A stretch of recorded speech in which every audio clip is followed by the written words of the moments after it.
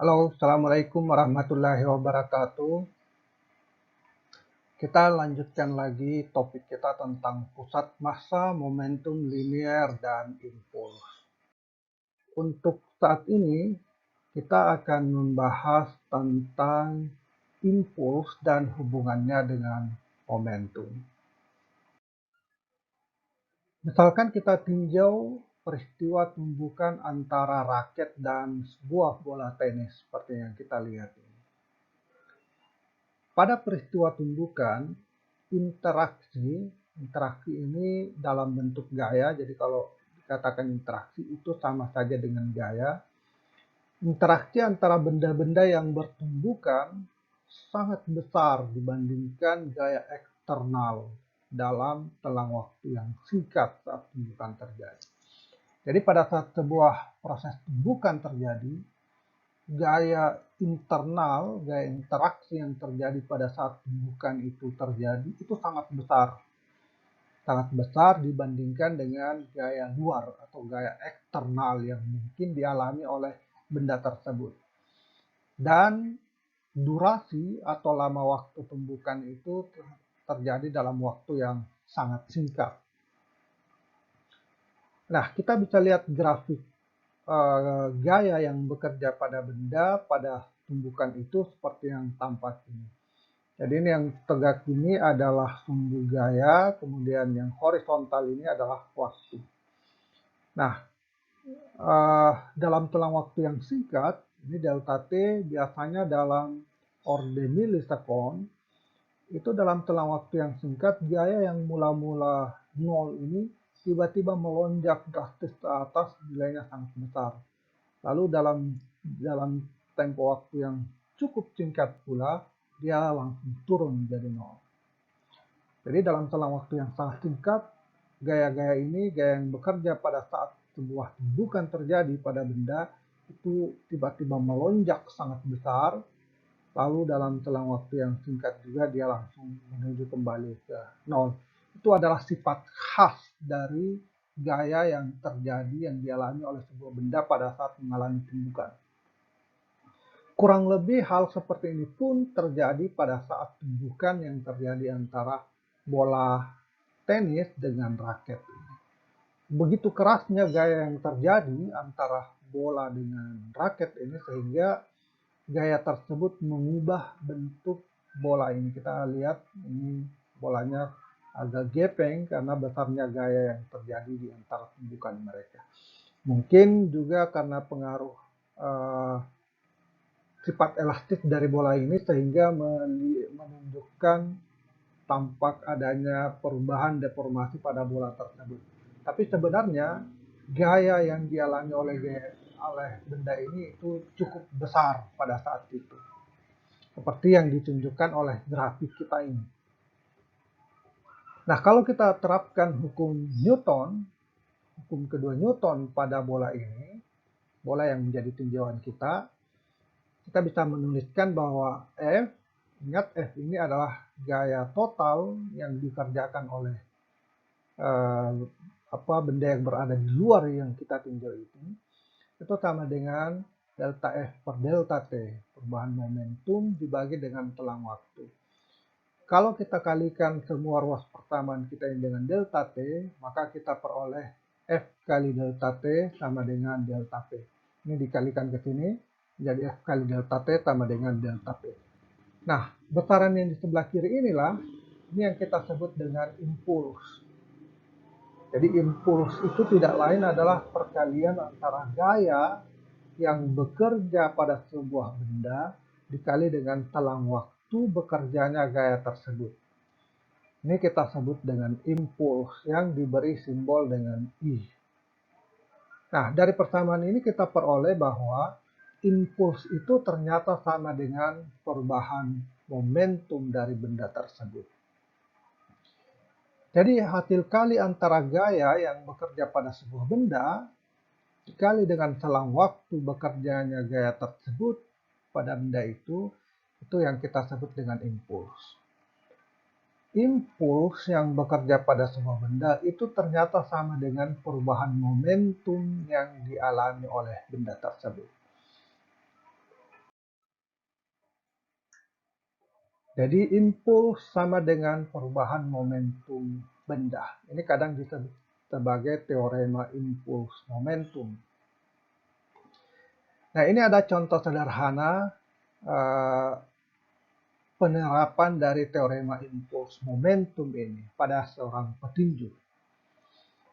Nah, secara umum, lazimnya petinju kelas berat itu memiliki kekuatan pukulan yang setara dengan 450 kg.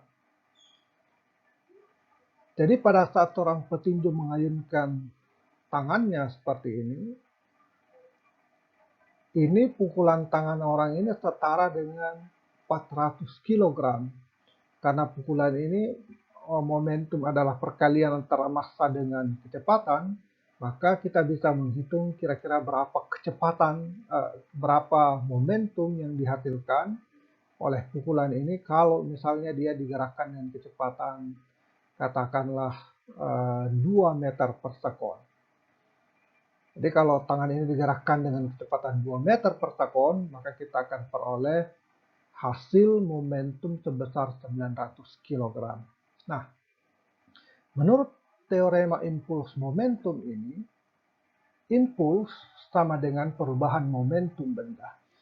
Jadi momentum bola ini misalnya benda ini, pukulan ini misalnya dia digerakkan dengan kecepatan 2 meter per sekon.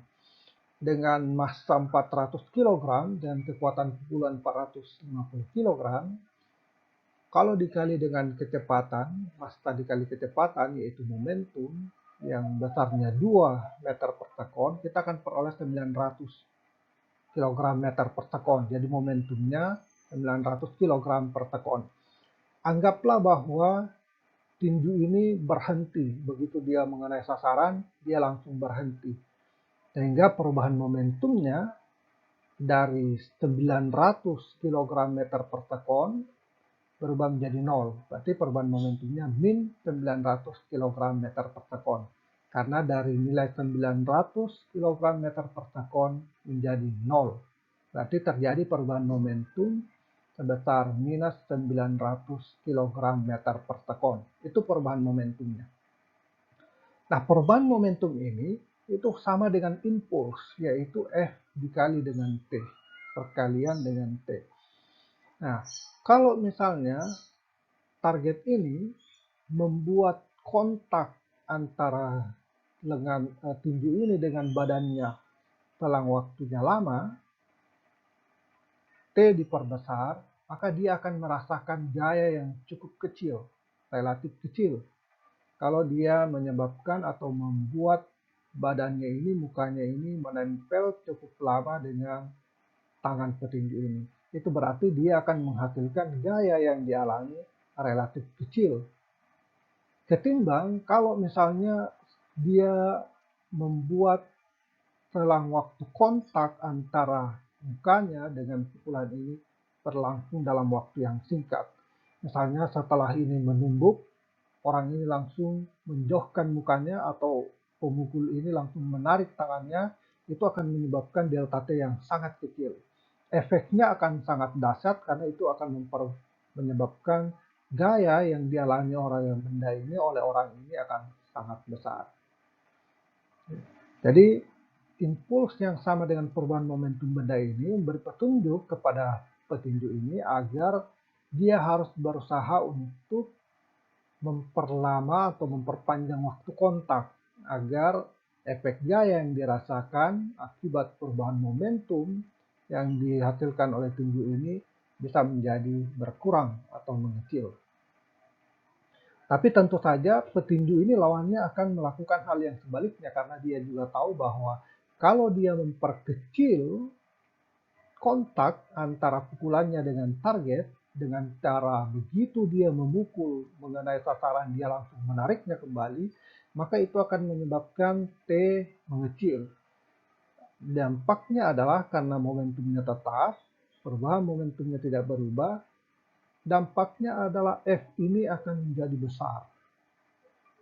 Jadi teknik ini, hukum teorema impuls momentum ini digunakan salah satu contohnya oleh petinju untuk menghasilkan efek pukulan atau untuk mengurangi efek pukulan yang dihasilkan oleh perubahan momentum yang ditimbulkan oleh pukulan tersebut. Mereka yang dipukul harus berusaha untuk memperlama waktu kontak agar F yang dirasakannya kecil. Sedangkan yang memukul agar lawan merasakan efek pukulan atau gaya yang besar, maka dia harus menyebabkan waktu kontaknya sekecil mungkin. Hal yang sama diterapkan oleh karateka yang memukul tumpukan batu bata seperti ini. Tangan ini digerakkan dengan kecepatan tertentu. Massa tangan, kita mengetahui, kita bisa menghitung berapa massa tangannya ini. Kemudian dia gerakkan dengan kecepatan tertentu, berarti dia akan menghasilkan momentum. Kalau tangannya berhenti setelah memukul di sini, berarti perubahan momentumnya tentu saja relatif lebih mudah dihitung. Kita tinggal menghitung berapa momentum awalnya, berapa massa tangannya ini dikali dengan berapa kecepatan gerak tangannya, dikurangi dengan 0. Atau sebaliknya 0 dikurangi dengan momentum tangan ini. Itu akan menghasilkan gaya yang lebih besar kalau dia membuat waktu kontak antara tangannya ini dengan tumpukan batu bata ini sekecil mungkin. Kalau dia membuat waktu kontaknya sekecil mungkin, maka gaya F ini akan membesar. Gaya F yang besar itu akan lebih mudah mematahkan tumpukan batu bata ini.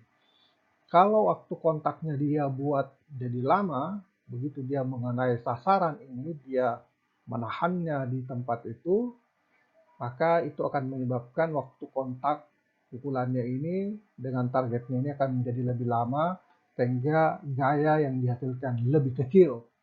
Kemungkinan untuk mematahkan tumpukan bata ini lebih kecil dibandingkan pada saat dia membuat titik kontaknya lebih singkat. Karena dengan titik kontak yang lebih singkat, dia bisa menghasilkan efek gaya yang lebih besar.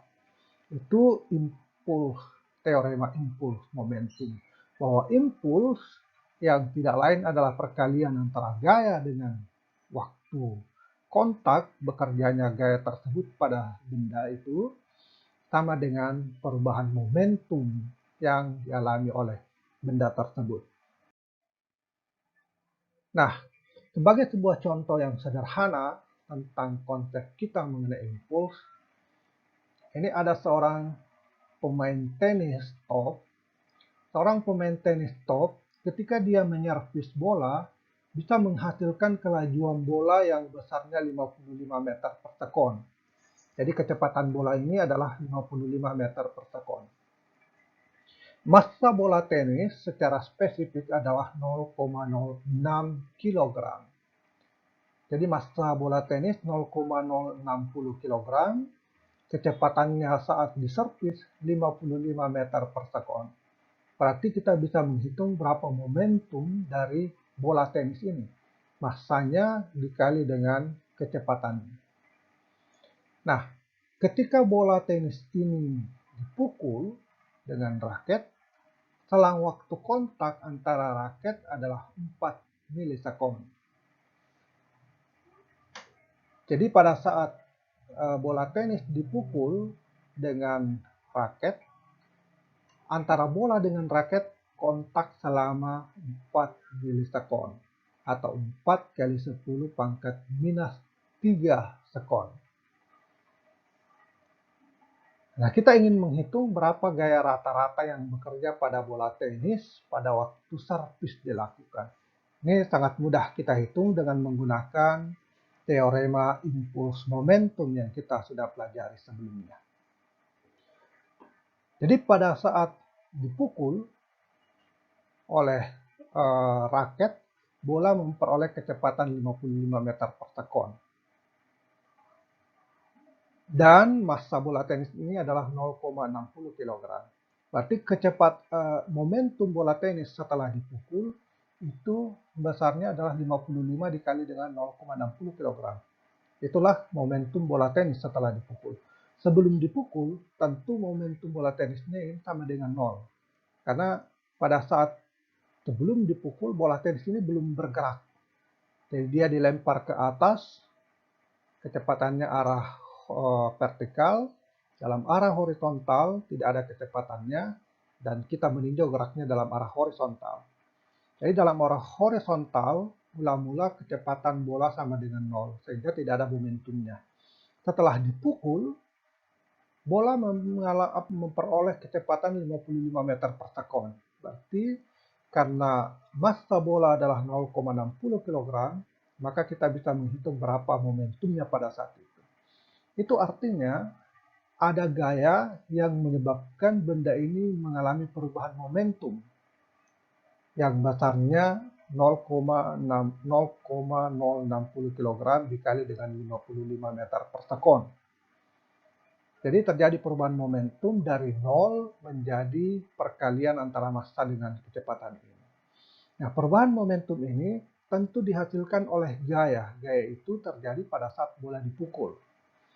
Nah, karena selang waktu kontak antara raket dengan bola adalah 4 milisekon atau 4 kali 10 pangkat minus 3 sekon, maka kita bisa menghitung berapa gaya rata-rata yang dikerjakan oleh raket tersebut dengan menggunakan teorema impuls momentum, yaitu F dikali dengan delta T sama dengan perubahan momentum. Perubahan momentumnya dari 0 menjadi 0,060 kg dikali 55 meter per sekon. Nah, karena delta T-nya adalah 4 milisekon, maka kita bisa menghitung berapa kecepatan rata-rata yang dihasilkan oleh raket tersebut terhadap bola tenis. Anda bisa menyelesaikan sendiri dan bisa berlatih menyelesaikan soal-soal yang berkaitan tentang momentum ini dari berbagai buku sumber yang digunakan. Terima kasih.